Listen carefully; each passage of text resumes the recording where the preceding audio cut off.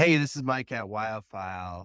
Over the weekend, I attended a gathering of folks who were bidding a farewell to grizzly bear 399. I took advantage of being there and pulled a handful of the attendees aside and asked them to just share any standout memory from their many years of watching that grizzly bear in Grand Teton National Park. For those who didn't hear, that 28-year-old grizzly was killed by a vehicle strike south of Jackson in the Snake River Canyon last week. I will kick off those stories by sharing a memory of my own of Grizzly 399. I am an elk hunter, and in 2018, I had a tag that allowed me to hunt for a cow in Grand Teton National Park. When the snow flies in the late fall, elk tend to bunch up on Blacktail Butte, right in the central part of the park. So I was up there hunting somewhat regularly. I was up on the butte when a couple locals killed two elk in a gulch. The next time I went, I knew that there'd be gut piles in that gulch, and that in turn could potentially attract grizzly bears. That, of course, could be very dangerous. So the next time I was up there, we purposely hiked wide of this gulch. And then while we were doing that, Grizzly 399 walked right up out of that gulch and appeared on a ridge line 300 or 400 yards away. I knew it was her with certainty. She was the only sow that had two cubs that year, and there were two cubs trailing her. There was of course, initial adrenaline rush, but really quickly it became clear that we each knew each other were there.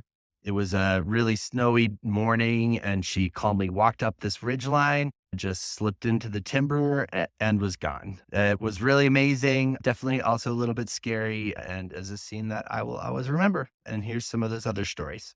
So for the 18 years that I've known, tried to document 399 and her offspring, it's just been a special time for me.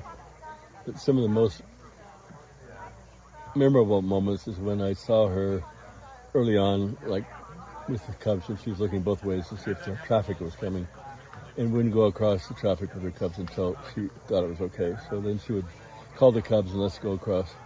As like a dog in New York City, surviving crazy traffic. And the most memorable, maybe, or realize how sensitive she was when one of her cubs, her only cub named Snowy, got run over at dusk in late June, and she went out on the highway, picked up Snowy's body, and carried his little body off into the woods and laid it by a log. And then ran up and down the highway all night till the early morning, bawling, crying. And it was like one of the most sentient, intelligent, caring, emotional times I've ever seen with wildlife. One of my most favorite memories of 399 is when she had 610 was a cub. She had three cubs then, and they were down at Oxbow Bend, and all these fish had been frozen in the water from the fall before when they dropped the water. So they were down getting all these fish. And so one day, we'd been down there for several days watching her. And then one day she was nursing them and they were all cuddly. And the next day they were going up Pacific Creek, and she was being really mean to the cubs and growling at them and swatting them, and they were following her. We're just like, what is going on? And the next day she kicked them out. And we saw her the next day mating with some other males, like two different males. And the cubs were in a big meadow up to Ocean Lake.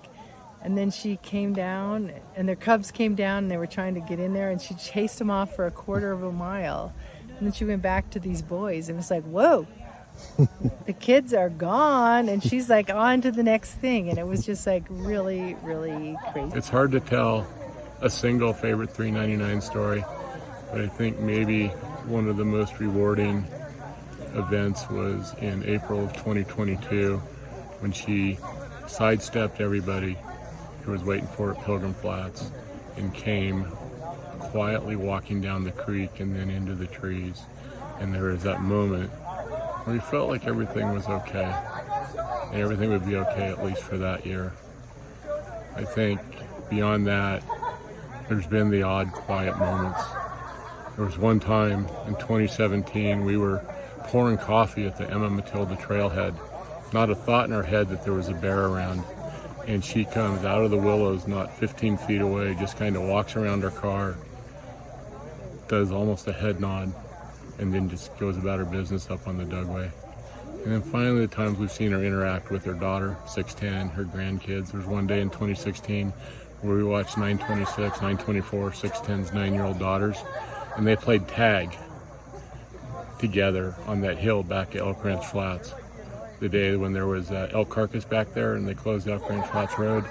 And we sat out there. Everyone thought we were looking at bison, but we watched 399 play tag with her 2 granddaughters for 45 minutes while 610 just stood there and watched.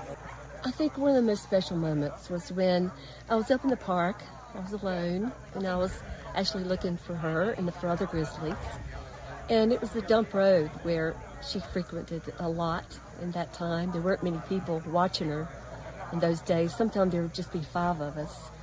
And she took that moment to breastfeed her cubs in front of me, and it really was a treasure to be able to see that. And so she turned her back to me. She always turned her back when she breastfed. I don't know why when she fed her cubs. Was she shy? I don't know. You can just imagine. But I watched for quite a long time, and it was really one of the most special moments. So it was 2007. I was standing on the terrace of Jackson Lake Lodge. I was standing next to a photographer. I didn't have any equipment or anything with me, but out in the field in Willow Flats, there was 399 with 3 brand new cubs. It was June 07. And turns out one of them was 610, her famous beloved daughter. And I was out there, and this photographer captured this exact moment that I had so hoped that if I had a camera or something, I could have caught it. And this photo with glare and everything, it's not the best photo from here because I took it through glass, but it hangs in my kitchen and has done so since 2007. When this photographer took down my address and sent it to me from, I think it was Washington State. This guy was kind enough to send it to me back in film era, and it is my greatest treasure. We'd been out camping for about 10 days and it was snowy. And we get up every morning and drive back and forth watching for 399 to come out of hibernation, just praying that she would make it. I would say half my friends, photography friends, were saying she's not going to make it, she's too old. And we get a phone call that Greg and Sandy had seen a grizzly beyond the Pilgrim Bridge. And so we sat back there and waited, and all of a sudden here she came with Spirit, and I was close to the road. She stood up. You could see her long nails and her nursing breasts and that huge baby, and she's so special to me. I'm really going to miss her. I've been photographing her for about 16 years, since 610 was a baby, and so thankful for all of the memories I have of her, and the friendships I've made. So one of my favorite 399 moments was the day that she came out of den in April 2021. She had the quads. They had snuck down Pilgrim without anybody seeing them, and showed up at Christian Creek before anybody saw them. And a random person that had never been in the park said, "I just saw 5 grizzlies." And I drove down the road towards Christian Creek, and there she was walking out of the woods with the 4 cubs, and she walked across Willow Flats in front of the Tetons on a very snowy day. And it was that moment where you knew she made it out of the den. They made it through the winter, and it was going to be another amazing year seeing the 5 of them together.